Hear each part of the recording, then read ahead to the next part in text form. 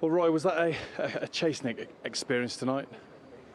Yeah, it's always a chasing experience when you lose by a lot of goals. I think that a little bit unlucky with the fact that they got the second one just on the stroke of half time. If we could have avoided that, but they played so well tonight and they were so powerful. And of course we've been severely weakened, not least of all losing Wilf Sahar in the warm up. So it was never going to be an easy game for us. And unfortunately we came across a Liverpool in the very top of their form. And unfortunately, we weren't able to match them in any way, and as a result, they win the game comfortably. You mentioned you lost Wilf Sahar so early. You were without Christian Benteke as well. Did that affect how you were going to approach the game tonight? Well, it wouldn't have made such a big difference, I don't think, had Wilf not gone down, because Andros can come in on the right side, and Wilf would have played on the other, and Jordan would have played up front. So we'd have had something like our front three. But losing Wilf, of course, it does exacerbate the blow of Christian not being able to play.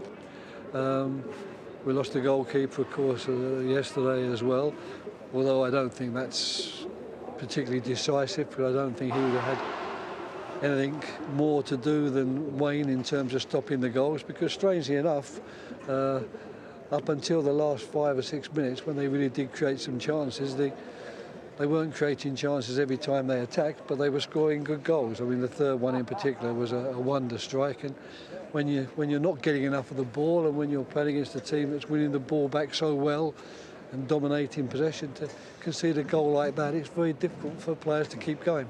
You mentioned the timing of that second goal, but even at 2 early in the second half, did you feel there was a chance of getting back into it?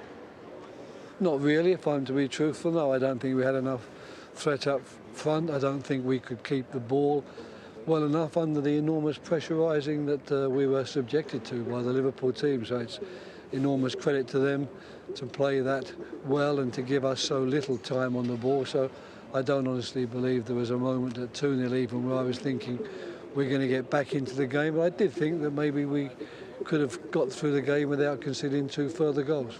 Is that a judgment call you have to make as a manager when you're up against a side playing that well? Do you have to sort of make the call of, we've got to limit this? Well, I don't know you make the call, we've got to limit it, but you just have to accept sometimes that unfortunately you don't have the wherewithal to do that much about it. But I don't think you accept it. I don't think it's a judgment call.